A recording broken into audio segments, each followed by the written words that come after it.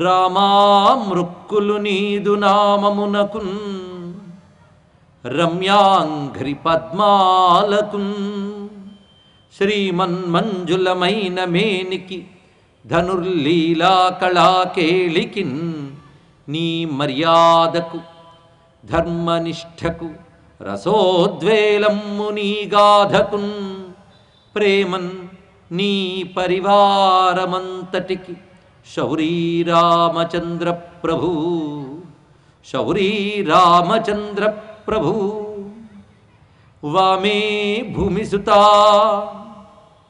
పురశ్చ హనుమాన్ పశ్చాత్ సుమిత్రాసుతః శత్రుఘ్నో భరతశ్చ పార్శ్వదళయోః వాయువాదికోణేషు చ సుగ్రీవశ్చ విభీషణశ్చ యువరాట్ తారాసుతో జాంబవాన్ మధ్యే నీలసరోజకోమలరుచిం రామం భజే శ్యామలం శ్రీరామం భజే శ్యామలం.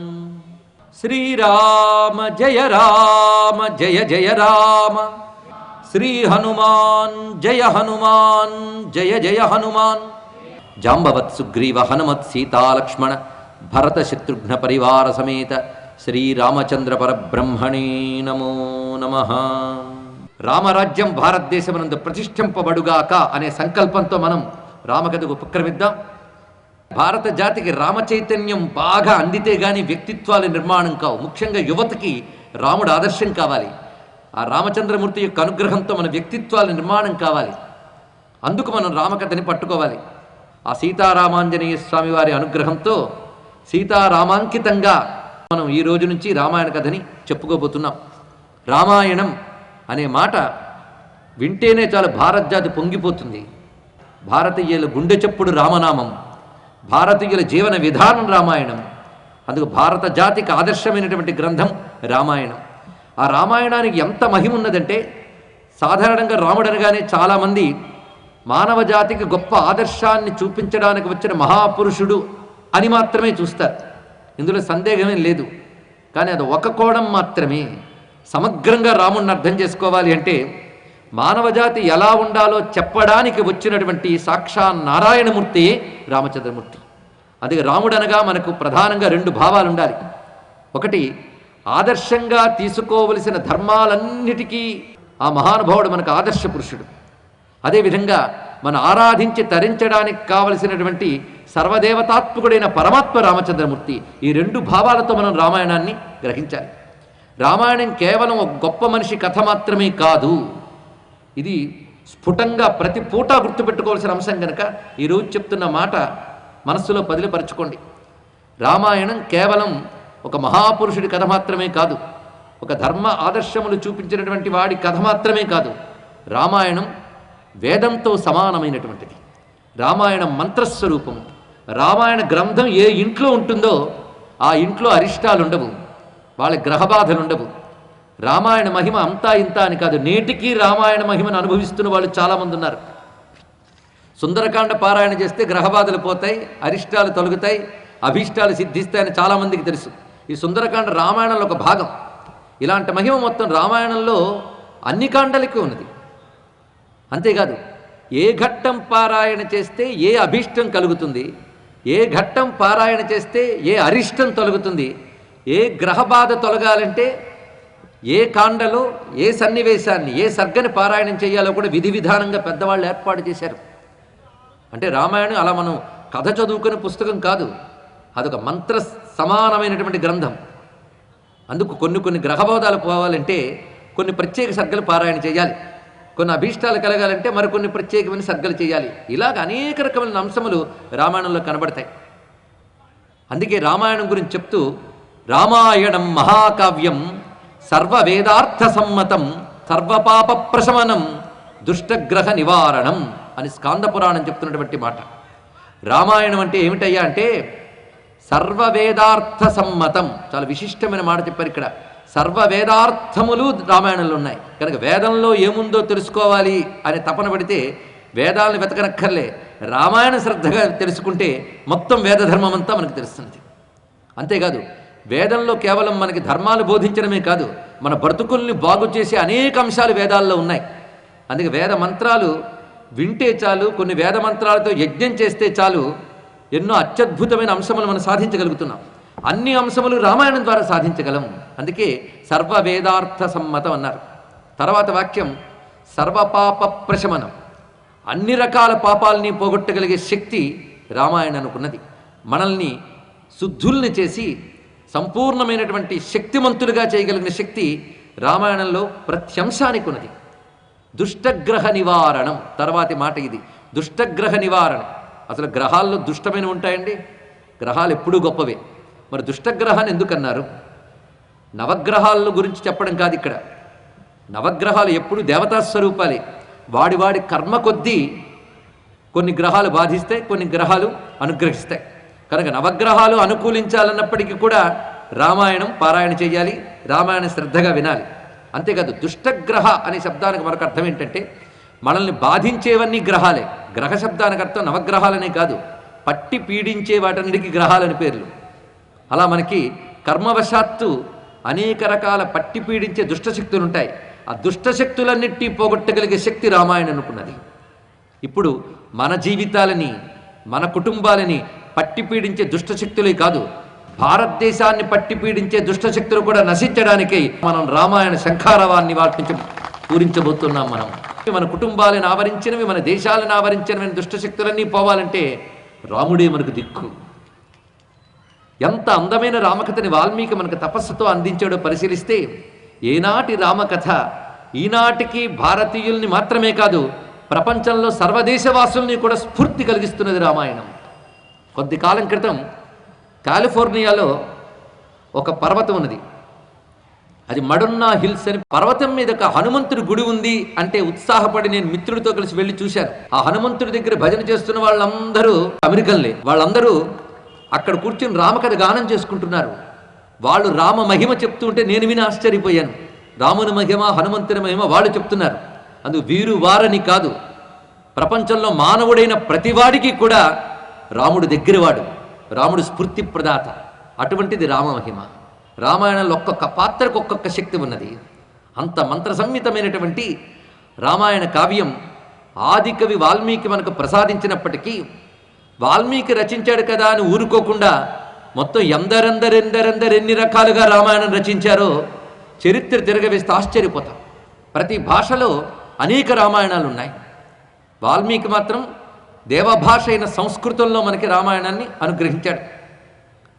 అటు తర్వాత ఆ దేవభాష అయిన సంస్కృతంలోనే బోలుడు రామాయణాలు ఉన్నాయి. వాల్మీకి రామాయణం కాక ఎన్నెన్ని రామాయణాలు ఉన్నాయో మనం ఒక్కసారి స్మరించుకుందాం. ఆ రామాయణ కర్తలందరికీ నమస్కారం చేసుకుందాం. ఇక్కడ ముందుగా వాల్మీకిని మనం నమస్కరించుకున్న తర్వాత వేదవ్యాసుల వారు, ఎందుకంటే వాల్మీకి త్రేతాయుగంలో రామాయణం రచించారు. ద్వాపర యుగాంతంలో వేదవ్యాసుల వారు 18 పురాణాలు రచించారు.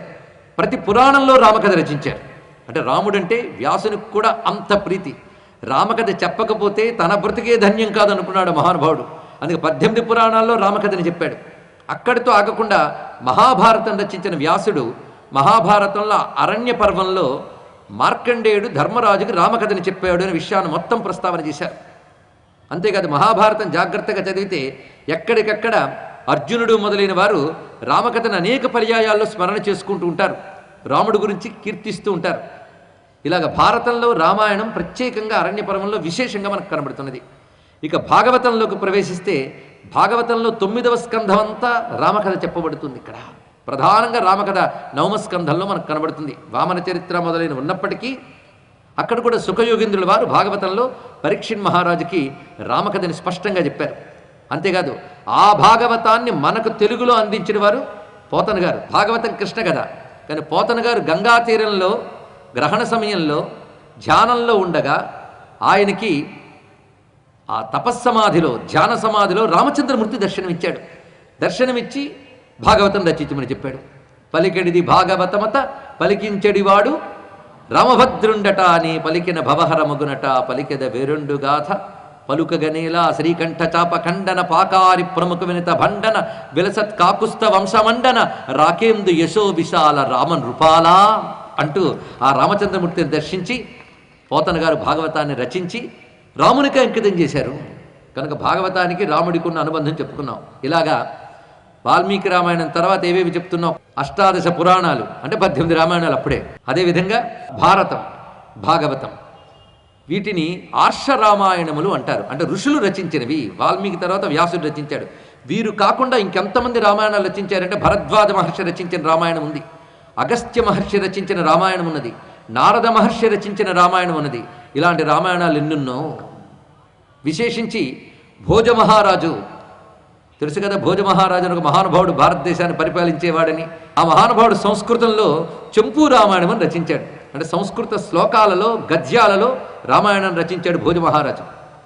అదేవిధంగా కాళిదాస మహాకవి రఘువంశం అనే పేరుతో రామచంద్రమూర్తి గాథని, రామచంద్రునికి పూర్వీకులైన మహాత్ముల గాథని వర్ణించి చెప్పాడు ఆ మహాత్ముడు. ఇంకా అక్కడితో ఆగకుండా సంస్కృత కవులు ఎంతమందో రామకథను రచించారు, రామకథ నాటకాలుగా రచించారు. భవభూతి అనే మహానుభావుడు ఉత్తర రామచరిత్రను రచిస్తే, మరొక ఆయన అనర్ఘరాఘవం అనే దాన్ని, ఇలా అనేక రకాల రామకథలు రచించారు సంస్కృత కవులు. సంస్కృత కవులు ఎంతమందో రామకథను రచించారు, రామకథ నాటకాలుగా రచించారు. భవభూతి అనే మహానుభావుడు ఉత్తర రామచరిత్రను రచిస్తే, మరొక ఆయన అనర్ఘరాఘవం అనే దాన్ని, ఇలా అనేక రకాల రామకథలు రచించారు సంస్కృత కవులు. ఇవి సంస్కృతంలో పుట్టిన మరికొన్ని రామాయణాలు. మొదట చెప్పినవి ఋషులు రాసిన రామాయణం. అంటే వాల్మీకి, వ్యాసుడు, అగస్త్యుడు, భరద్వాజుడు, నారదుడు, వీళ్ళు అన్ని ఋషి రామాయణాలు. కవి రామాయణాలు అంటే భోజమహారాజు, కాళిదాసు, ఇందాక చెప్పినటువంటి భవభూతి మొదలైన వారందరూ రచించినవి. ఇవి సంస్కృతంలో. ఇక దేశ భాషల్లో నేను చెప్పాలంటే ఒకటా ఏమిటండి, ఎన్నెన్ని రామాయణాలు ఉన్నాయో. మన తెలుగునాట రామాయణాల గురించి మాట్లాడుకుంటేనే చాలదు. అసలు రామాయణం పుట్టని భాష ఉందా? ప్రపంచంలో సర్వనాగరిక భాషల్లోని రామాయణ కావ్యం ఉన్నది. ఇది మనం గర్వించదగ్గ అంశం. ఇక్కడ అన్ని భాషల్లో రామాయణం రచింపబడింది. పైగా వారి వారి భక్తి భావాలకి ఆ ప్రాంతాల్లో ఉండే గొప్పతనాన్ని కూడా వాళ్ళ కలబోసుకుంటూ ఆ రామాయణాన్ని వాళ్ళకి తగ్గట్టుగా మార్చుకుని రామాయణాన్ని వాళ్ళందరూ గానం చేస్తున్నారు. ఒక్క తెలుగునాటనే ఎన్ని రామాయణాలు పుట్టాయంటే జానపదుల గేయాలతో మొదలుకుని జ్ఞానపథాలైన వేదాల వరకు రామాయణం వ్యాపించి ఉన్నది. ఇక్కడ జానపదుల గేయాల్లో ఎన్ని రామగాథలున్నాయో. ఊర్మిళాదేవి నిద్ర, లక్ష్మణదేవర నవ్వు, ఇలా చెప్తూ జానపదాల్లో ఎన్నో రామాయణాలు ఉన్నాయి. ఇక్కడ సామాన్యులైన పల్లెవాళ్ళు మొదలుకొని మహాపండితుల వరకు అందరికీ రామకథ కావాల్సిందే. అవునా లేదా? పల్లెవాళ్ళు తమకు ఆత్మీయంగా రాముల వారు, సీతమ్మ వారు, లక్ష్మణస్వామి, హనుమన్న అని వాళ్ళ వాణ్ణి చేసేసుకున్న రామన్న, రామయ్య, అన్న, అయ్య అంటూ ఎంత ప్రేమగా పిలుచుకుంటూ వాళ్ళ జీవితాల్లో కలిపేసుకున్నారు రామకథని. అంతేకాదు మన తెలుగులో వచ్చిన రామకథల్లో మొల్ల రచించిన రామాయణం, రంగనాథ రామాయణం అనే పేరుతో గోన బుద్ధారెడ్డి గారు రచించినటువంటి రామాయణం, కవి సమ్రాట్ విశ్వనాథ సత్యనారాయణ గారు రచించినటువంటి రామాయణ కల్పవృక్షం ఒకటేమిటండి. ఇక హిందీలో సంత్ తులసీదాస్ రచించిన రామచరిత మానస్, ఇవన్నీ ప్రసిద్ధి చెందినవి. ఇవే కాకుండా రామతారక మంత్రాన్ని కొన్ని కోట్లు జపం చేసి రామచంద్రమూర్తి దర్శనం పొంది తమ తపఫలంగా రామమూర్తి కథని గానం చేసినటువంటి మహానుభావులు త్యాగరాజస్వామి వారు మొత్తం రామకథని గానం రూపంగా అందించారు. అంతేకాదు మన అన్నమాచార్య మొత్తం 32,000 కీర్తనలు రచిస్తే రామాయణానికి సంబంధించి కొన్ని 100 కీర్తనలు రచించాడు మహానుభావుడు. ఆయన రచించిన కీర్తనలన్నీ ఒక దగ్గరికి తెస్తే రామాయణం తయారైపోతుంది. ఇది ఏ పరబ్రహ్మమిది ఏ రామకథ, శతకోటి విస్తరము సర్వపుణ్య ఫలము అంటాడు ఒక కీర్తనలో. రాజీవ నేత్రాయ రాఘవాయ నమో సౌజన్య నిలయాయ జానకీశాయ. రాముడు రాఘవుడు రవికులుడితడు భూమిజకు పతి అయిన పురుష నిధానము. అరయ పుత్రకామేష్టి యందు పరమాన్నమున పరగ జనించిన పరబ్రహ్మము. సురుల రక్షింపగా అసురుల శిక్షింపగా తిరమై ఉదయించిన దివ్య తేజము. రాముడు రాఘవుడు రవికులుడితడు. ఒకటేమిటి, ఎన్నెన్ని రామకీర్తనలు రచించాడు. రాముడి జననం మొదలు పట్టాభిషేకం వరకు వివిధ ఘట్టాలని వివిధ కీర్తనల్లో రచించి తన కీర్తనలతో రామాయణాన్ని అందించారు అన్నమాచార్యుల వారు. త్యాగరాజస్వామి వారు ఒకరేమిటండి, ఎందరెందరెందరో మన తెలుగునాటే గానాల రూపంలో, పద్యాల రూపంలో, వచనాల రూపంలో రామాయణం రచించారు, రచిస్తూనే ఉన్నారు, రచిస్తూనే ఉంటారు. తెలుసుకోండి. ఇక్కడ ఇలా మనం పరిశీలించినట్లయితే ప్రతి భాషలో కనబడతాయి. మనం తెలుగు వారం కనుక తెలుగు మీద కొంచెం దృష్టి పెట్టాం. ఇంకా కన్నడలో తమిళంలో చెప్పడానికి ఏమన్నది, ప్రతి వారికి వారి రామాయణాలు ఎన్నో ఎన్నో ఎన్నో ఎన్నో ఉన్నాయి. దీన్ని బట్టి చూస్తుంటే రామాయణం సర్వజనులకి అత్యంత ప్రీతిపాత్రమైనటువంటి గ్రంథం. ఈ మధ్య ఒక పాశ్చాత్యుడు అన్నమాట ఒక ఆశ్చర్యం కలిగిస్తుంది. పాశ్చాత్యుడు ఆయన రామాయణం చదివిన తర్వాత ఒక మాట అన్నాడు. రామాయణం గురించి పాశ్చాత్యులు ఎన్ని గ్రంథాలు రచించారో ముఖ్యంగా యువత వెతికి పట్టుకోండి. నేటి మానవ జాతికి, నేటి యువతకి రామాయణం అంటే ఏమిటి, భారతం అంటే ఏమిటి, దేశం అంటే ఏమిటి, జాతి చరిత్ర అంటే ఏమిటో తెలియని పరిస్థితిలో ఉన్నాం. మనం ఈ స్థితిలో ఉంటే మన జాతి గ్రంథాలు చదివి బ్రతుకులను బాగు చేసుకుంటూ ఉన్నారు పడమటి వాళ్ళు.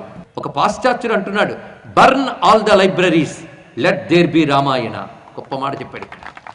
Burn all the libraries, let there be Ramayana. మొత్తం భూమి యందున్న గ్రంథాలయాలని తగలబెట్టినా పర్వాలేదు, రామాయణం ఒక్కటి బ్రతుకున్నా చాలు, మానవ జాతి అంతా మళ్ళీ చైతన్యవంతాన్ని పొందుతుంది. అంటే అర్థం గ్రంథాలయం తగలబెట్టమని కాదు ఆయన ఉద్దేశం. పాజిటివ్ లిజనింగ్లో అర్థం చేసుకోవాల్సింది ఏమిటి, సృష్టిలో ఉన్న సమస్త గ్రంథరాశిపోయినా పర్వాలేదు, కానీ రామాయణం ఒక్కటి ఉంటే చాలు. మానవుడు ఎలా ఉండాలి, ఎలా ఉంటే మానవుడు పరిణమించి మహాయోగిగా ప్రపంచానికి పనికి వచ్చేవాడిలా తయారవుతాడో, తన జీవితాన్ని పరిపూర్ణం చేసుకుంటాడో, అదన్నీ చెప్పగలిగినటువంటి గ్రంథం రామాయణం. మానవ నాగరికత ఒక అద్భుతంగా చెప్పబడినటువంటి గ్రంథం రామాయణం. ఇలాంటి ప్రపంచానికి స్ఫూర్తి కలిగించినటువంటి ఆ రామకథ ఎవరు చెప్పినా చిత్రం ఏంటంటే, ఎందరిన్ని రామాయణాలు రాశారు కానీ ప్రతివాడు తాను రామాయణం రాస్తూ మొట్టమొదటి చెప్పే నమస్కారం మాత్రం వాల్మీకికే చెప్తారండి ఇక్కడ.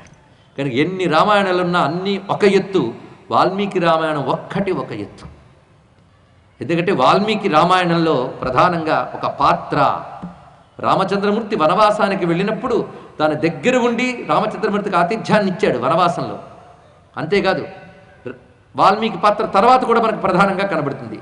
అందుకే రచించిన వాల్మీకి తాను స్వయంగా రాముణ్ణి దర్శించాడు, రాముని యొక్క పాలనని చూశాడు.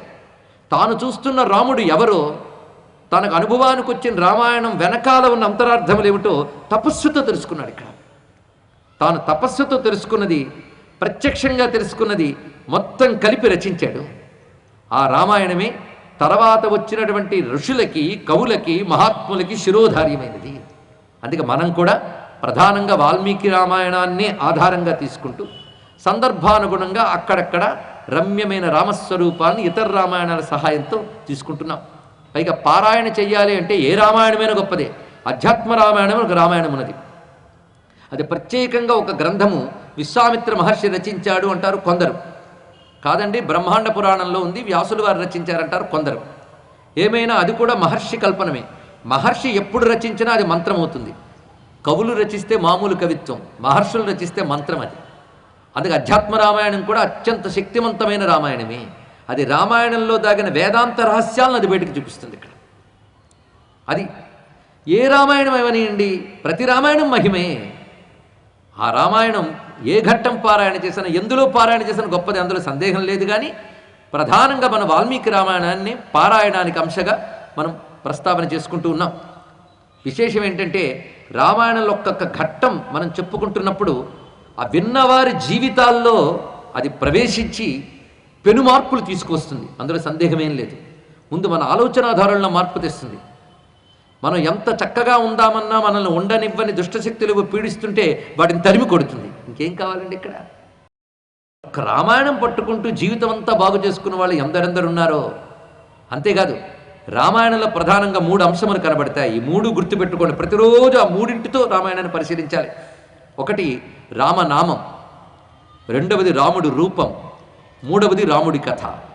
ఈ 3 రామాయణంలో ప్రధానమైన అంశములు. రామనామం, రామరూపం, రామకథ. కథ అంటే చరిత్ర. ఈ 3 రామాయణంలో ప్రధానం. మనం రామనామాన్ని జపం చేయాలి, రామరూపాన్ని ధ్యానం చేయాలి, రామకథని అధ్యయనం చేసి మన జీవితంలో అమలుపరుచుకోగలగాలి. ఈ 3 మనం చేయగలిగితే చాలు. కనుకనే మంత్రంలా జపించవలసింది రామనామం, దైవంలా ధ్యానించవలసింది రామరూపం, మన బ్రతుకుని తీర్చిదిద్దే సూత్ర గ్రంథంలా తెలుసుకోవలసింది రామాయణం. 3. అందుకు రామచరిత్ర, రామనామము, రామరూపము, ఈ 3 ఏ గ్రంథంలో ఉన్నాయో ఆ గ్రంథం పేరు రామాయణం. అందుకే ఈ రోజు నుంచి మనం కథ వినడానికి కూర్చున్నామని కాకుండా మన బ్రతుకు బాగు చేసుకోవడానికి ఒక దీక్షను స్వీకరిస్తున్నామని కూర్చున్నాం. అంతేకాదు ఒక మాట చెప్తున్నారు, రామకథను విడిచి లౌకిక కథలందు రక్తి నుంచువాడు మానవుండే, పాయసమును విడిచి పరుల ఎంగిలి కోరు వెర్రివాడు కాడే వెలది గౌరీ అన్నారు ఇక్కడ. రామకథను విడిచి లౌకిక కథలందు మనసు నుంచువాడు మానవుండే, రామకథను విడిచిపెట్టి లౌకికమైన కథలపై మనస్సు పెట్టేవాడు అసలు మనిషి అవుతాడా అన్నారు ఇక్కడ. మరి ఏం చేస్తాడు? పొద్దుటి నుంచి మన 40 సీరియల్స్ గుర్తుపెట్టుకోవడం ఎలా అండి అంటే, మనల్ని రాముడి నుంచి దూరం చేయడానికి రాక్షసులు పన్నిన పన్నాగాలు ఇవన్నీ. మరి చెప్పడానికి ఏమన్నది ఇక్కడ? దానివల్ల ఏమవుతుంది మన బతుకు? పాయసమును విడిచి పరుల ఎంగిలి కోరు వెర్రివాడు. రామకథను విడిచి ఇతర కథలపై వెళ్ళేవాళ్ళు అటువంటి వాళ్ళే అన్నారు ఇక్కడ. రామాయణం గురించి మాట్లాడడానికి, రామాయణం గురించి పరిశీలించడానికి భారతదేశంలో పుట్టిన ప్రతి ఒక్కరికి హక్కు ఉంది. అంతేకాదు, మానవుడిగా పుట్టిన ప్రతి ఒక్కరికి హక్కు ఉంది, అందులో సందేహం లేదు. కానీ నాకు వ్యక్తిగతంగా ఒక ప్రత్యేక భాగ్యం ఉంది.